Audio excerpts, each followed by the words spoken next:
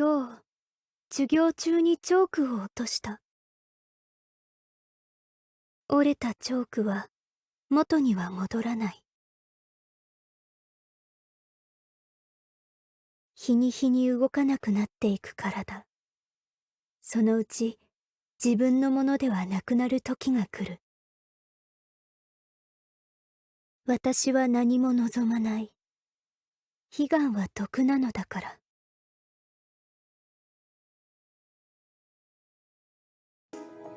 彼岸流ですか？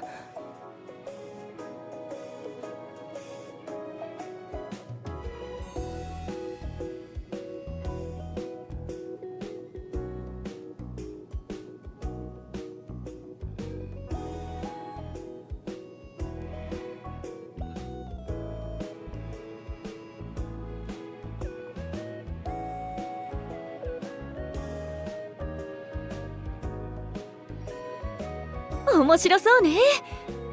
最初に話を聞いた時は大倉の活動が終わってしまうのかと思ってびっくりしたけれど、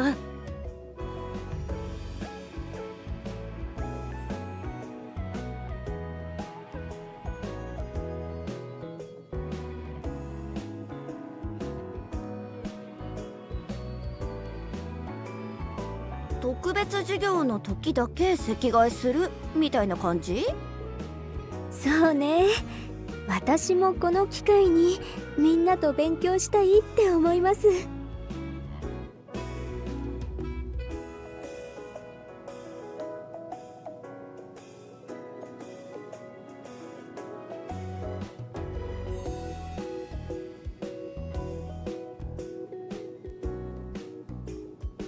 いつかは変わる。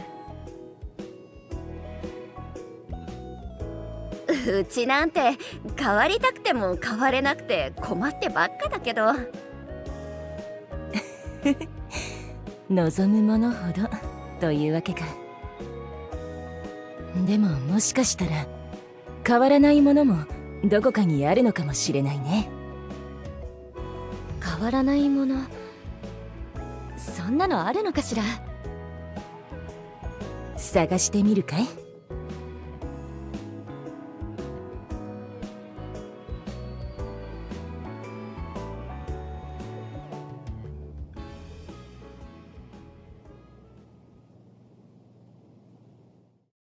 そんなものはどこにもなかった。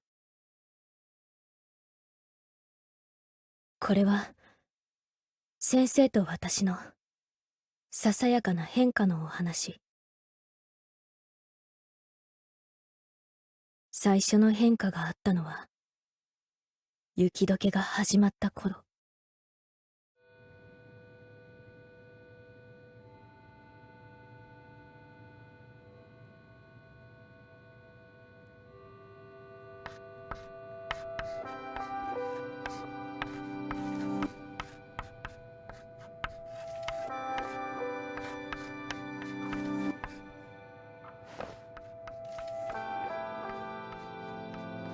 気候が良くなってきたから窓を開けましょうか。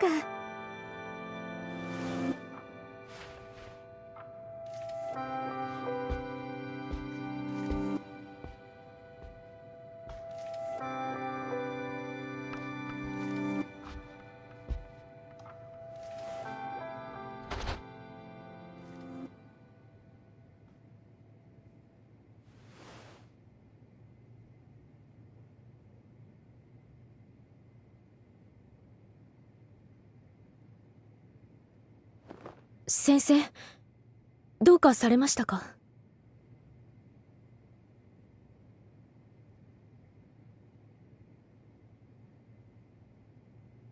その時はまだ気がつかなかった。ずっと同じが続くものだと思っていたから。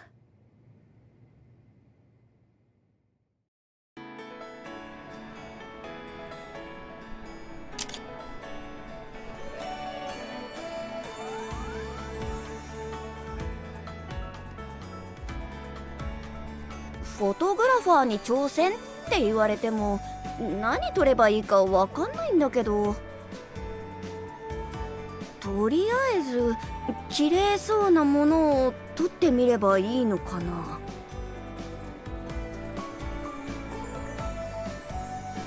オッケー。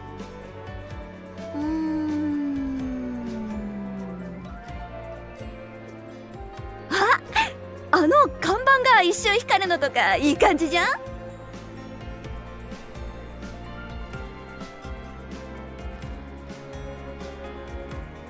ああ、そっか。あははは。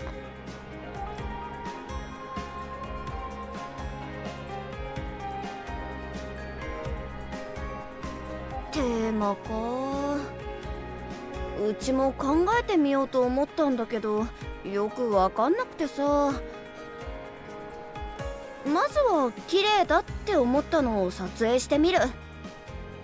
テーマは撮りながら考えてみるわ。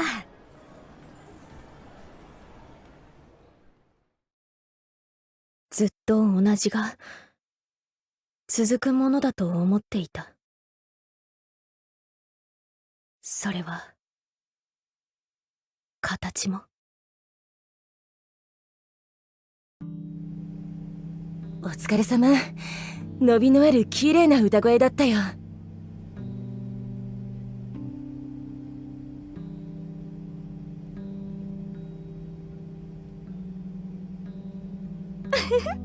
ありがとうございます。そう言っていただけると嬉しいです。夏はブースの中に資料を持って入らなかったかい？あら？本当だわ。忘れてきてしまったみたいね。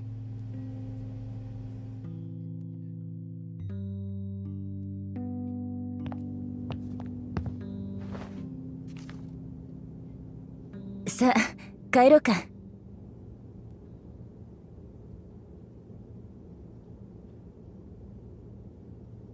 レコーディングブースってすごく静かよね。音がないみたいで。そうだね。あれだけ華やかに響いていたのに今は何もない。さっきまでここにいた音はどこに行ってしまったのかしら。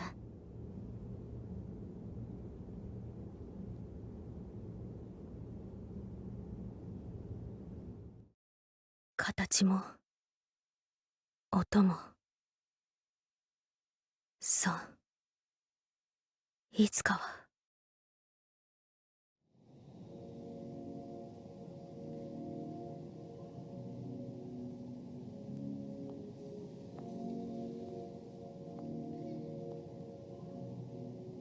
調子はどう？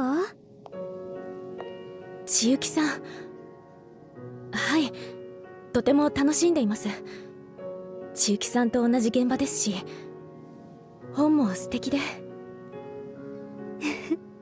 そうね。なんとなくですけど、ここに登場する先生が千雪さんに似ているような気がして。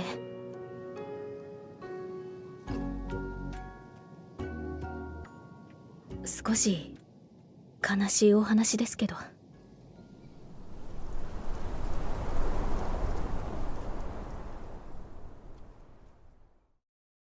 桜のつぼみが膨らむ頃、先生の病名を知った。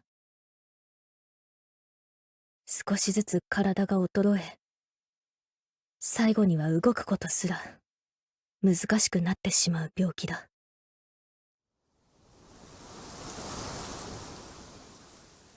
風が移ろう中でも、先生の微笑みはいつもそこにあった。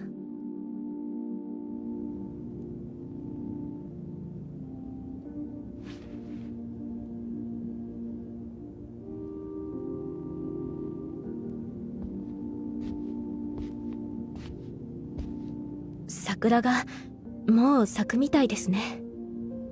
とっても楽しみね。早く見たいわ。先生は休まずに学校に来る。他の先生の話では病はかなり進行しているらしい。その編み物は何を編んでいるんですか？これはね、できてからのお楽しみ。そう言って笑う先生。先生の編むペースはとても遅い。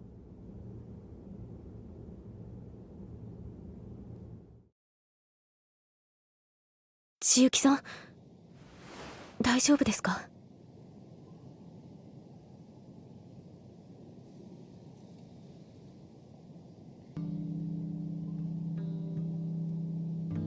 理解しようとはしているの。でも実際の死に向き合うのはすごく。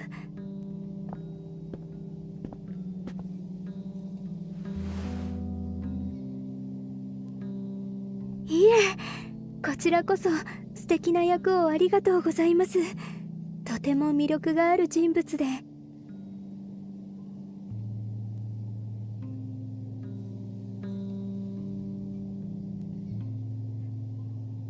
そうだったんですね。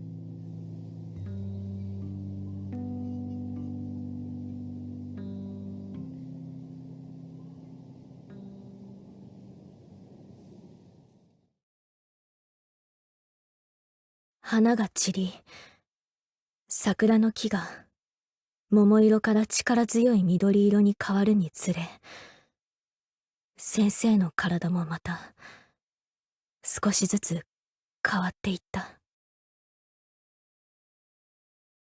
歩調は遅くなり、つまずくようにもなった。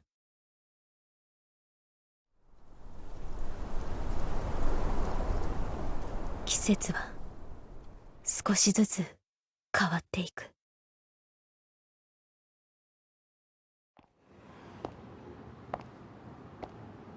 音が？この前変わらないものの話をしたからかしら。なんだかふと思ってしまったの。確かに音は生まれたと思ったらすぐに消えてしまうね。最初からなかったかのように。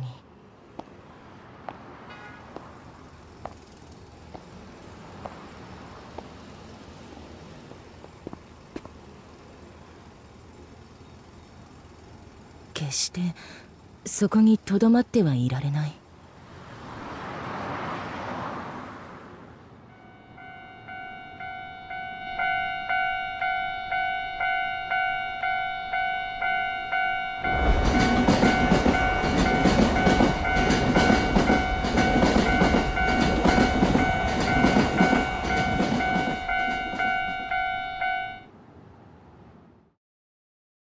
だから一体どこに行ったのかしらってそう思っただけなの。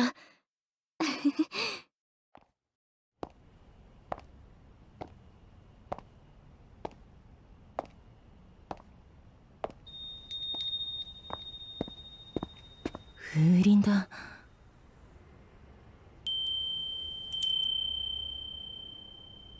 この一音も同じようにかつてあったものになるということなのかな。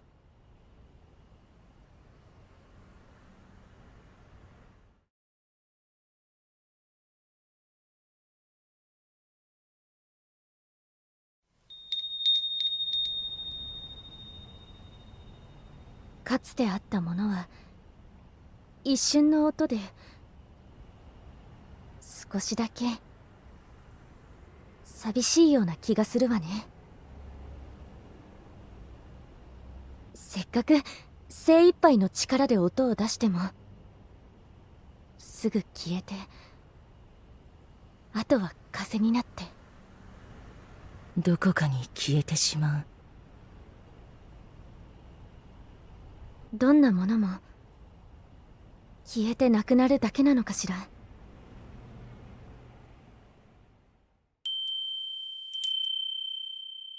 だから風鈴の音も季節の色だって。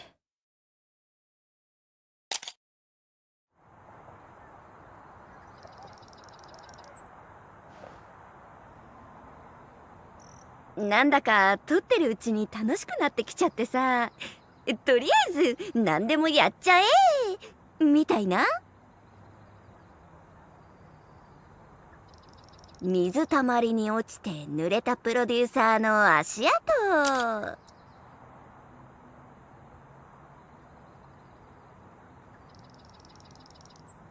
いや、意味なんてないけどさ。なんかいいじゃん。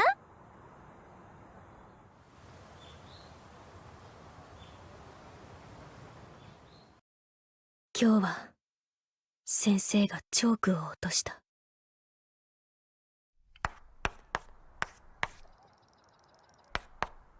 行く川の流れは絶えずして、しかも元の水にあらず、よどみに、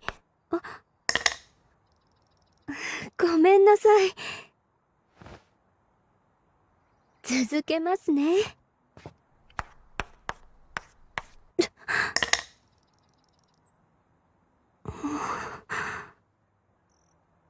先生、私書きたいです。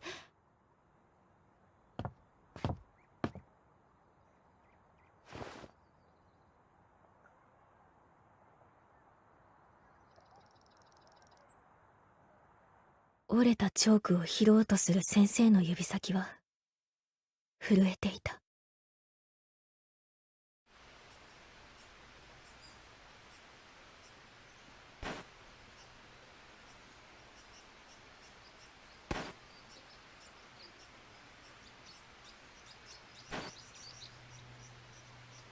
お祭りはお家でゆっくりされていた方がいいですね。元気な皆さんとお祭りで会いたかったけれど、この調子じゃ仕方ないわね。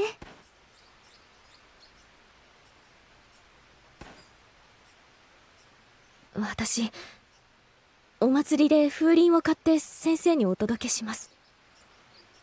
本当？嬉しいわ。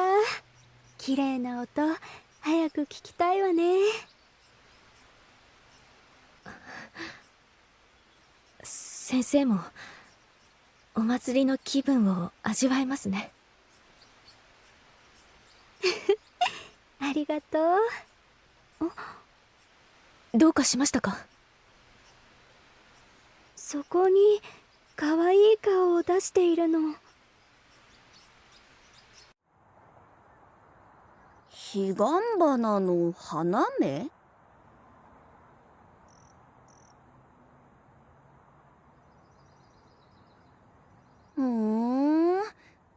じゃあこれもいただき。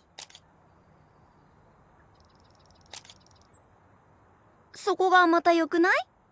時間と一緒にだんだん大きくなるのって楽しいじゃん。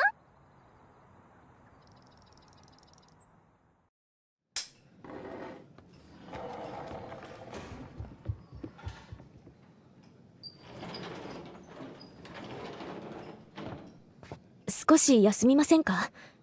あちらで冷たい飲み物を用意してもらっているみたいです。ちょっと校舎を見て回ってたの。この建物も今は使われていないけど、昔はいろいろな声や景色があったんだろうなって。本の中の先生もこのような校舎にいたんでしょうか。そうかもしれないわね。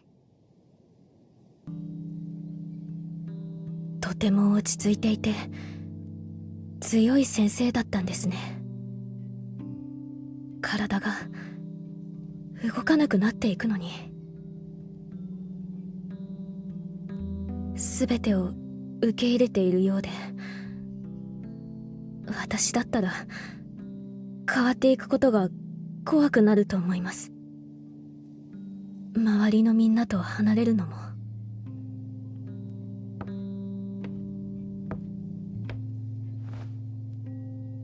はい、少しずつですけど、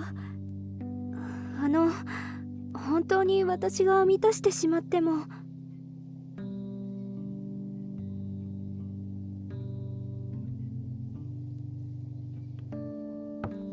どういうことですか？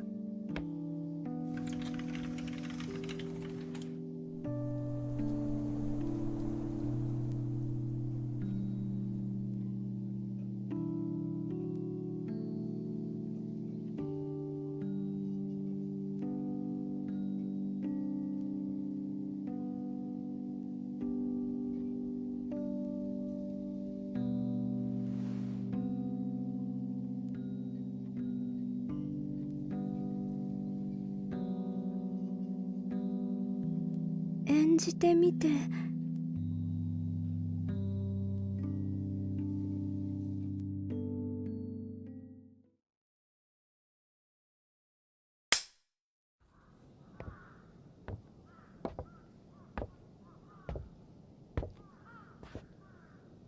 赤とんぼが里に降りてくる頃、先生と喧嘩をした。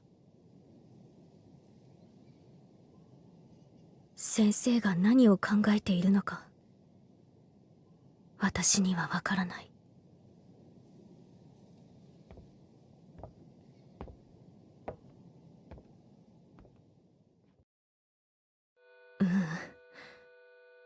それは喧嘩というよりも、私が一方的に感情をぶつけただけ。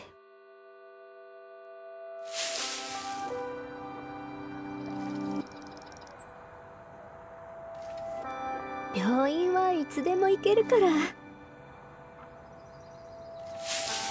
それよりもあまり雑草が生えているとみんなが困るでしょ。先生の考えていることは私には分かりません。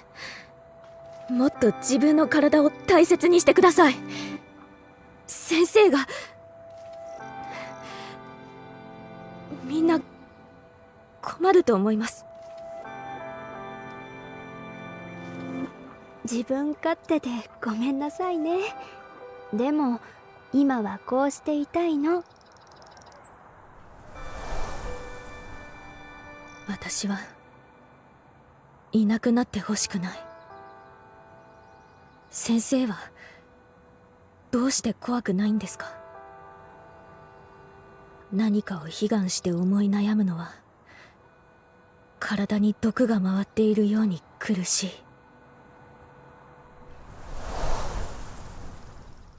校舎裏の彼岸花はどんどん背が伸びていく。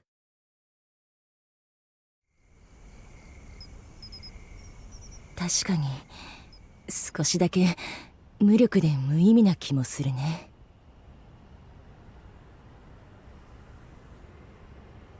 私はそんなことないって言いたいけれど。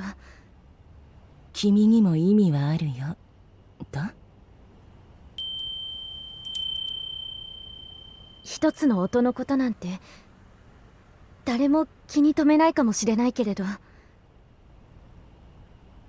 ほどけた一本の糸のように風に吹かれてしまえば消えて終わり。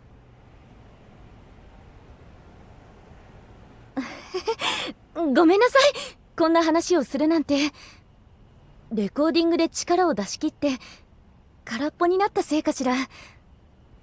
ちょっとナーバスになっていたわね。こんなの私らしくないわ。そんな夏葉も素敵だよ。寂しくて無意味か。そういうものなんだろうか。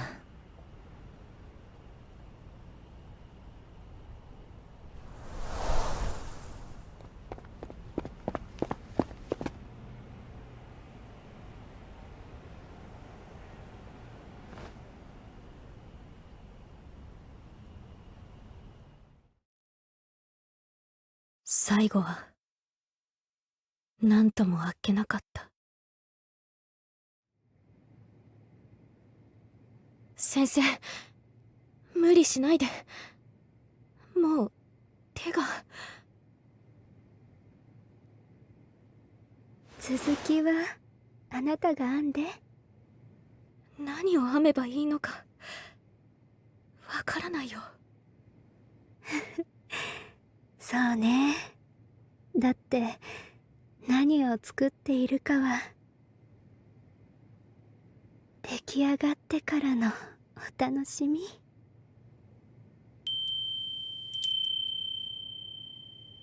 数日後、それは風鈴の音が過ぎ去るように何も残らなかった。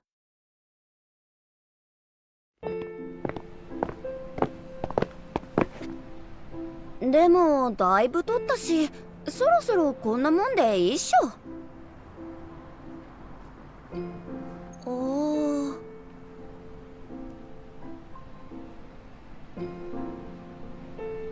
さっき撮ったプロデューサーの足跡消えちゃってるなーって。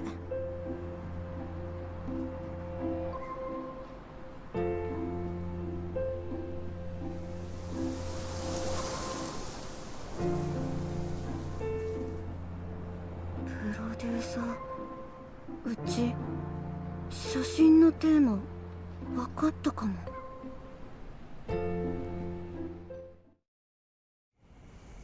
あの時の翼プロの合同ライブを？よく覚えてくれているのね。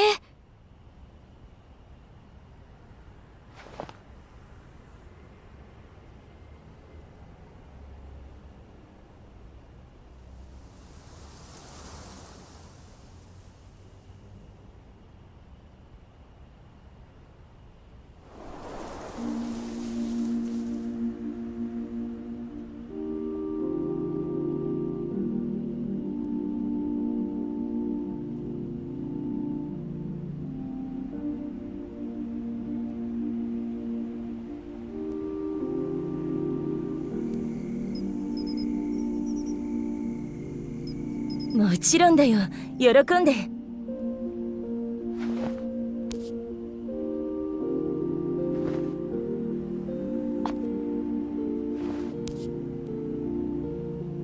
ありがとう。私もあなたのこときっと覚えているわ。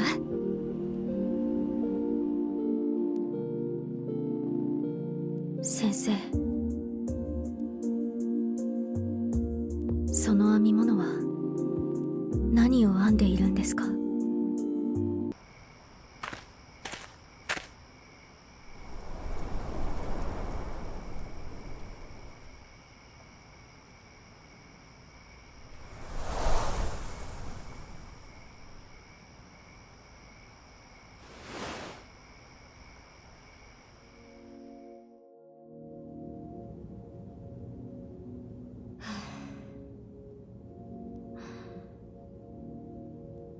ああ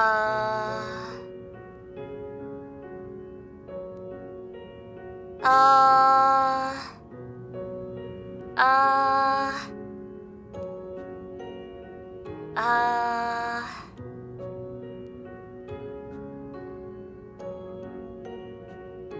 あ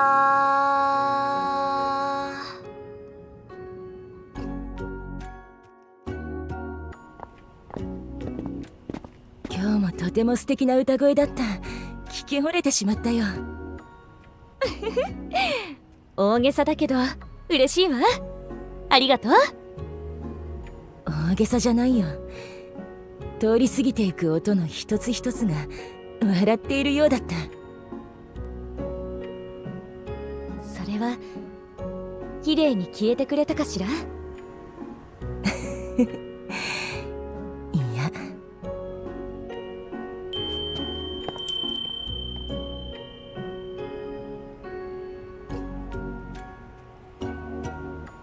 すごい星空、どこまでも深くて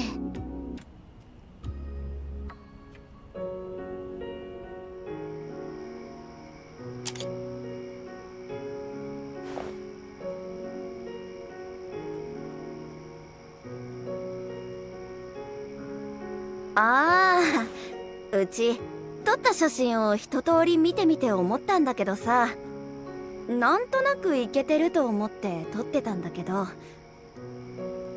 足跡とか影とか雲の形とか、こうやって見ると今はもうないものばっかだなって。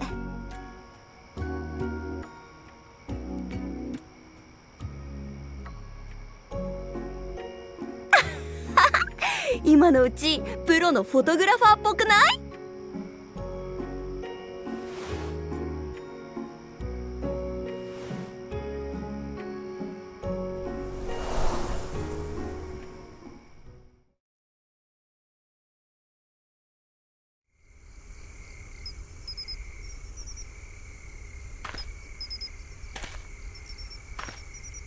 先生、今日もお疲れ様でした。お体に触るので早く帰りましょう。先生？なんでもないの。ただ綺麗な夜空だと思って見ていただけ。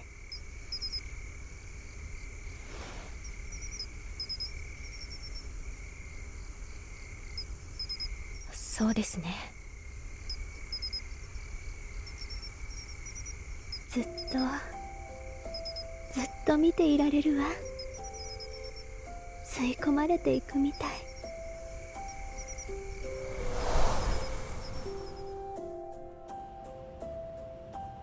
本当ね。なんだか包まれているような気持ちになる。ああ、だからあの音だって消えたわけじゃなくて。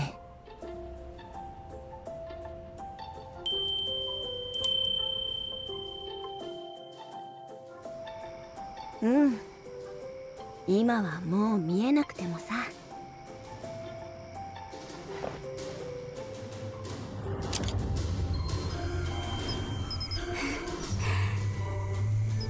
そうね。季節は変わっても全てはきっとこの夜空を編むように。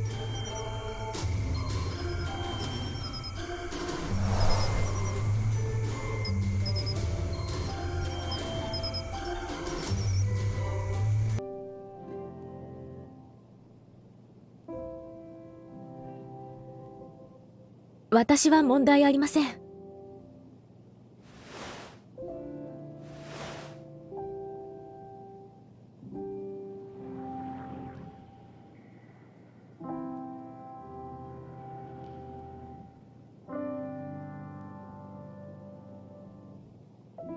楽しんでるって。特別授業の席替えみたいで面白いじゃん。メイ、先日と全く同じことを言っているよ。マジ？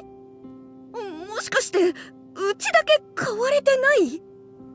そうかもしれないわね。いやー、うちの場合は変わりたくてもなかなか変われないっていうかさ。それもこの前言っていたかも。嘘！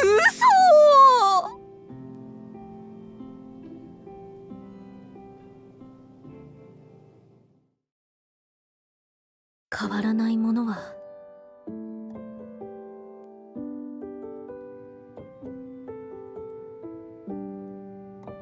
あの先生は怖くなかったんでしょうか。悲しくはなかったんでしょうか。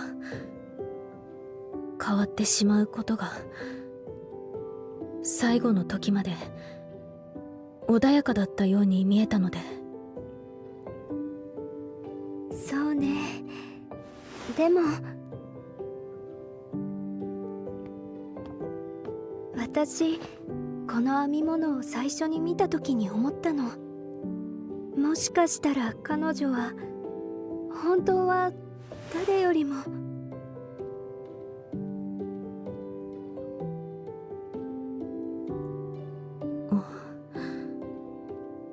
それは完成させるんですか？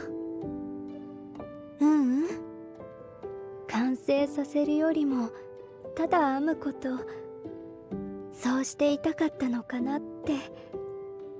それに何を作っていたのか誰にもわからないから。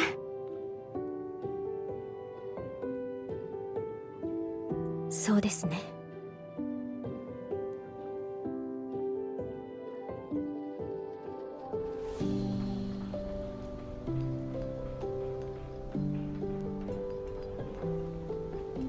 そろそろ時間かな。さあ行きましょう。思いっきり楽しむわよ、私たちのこの時を。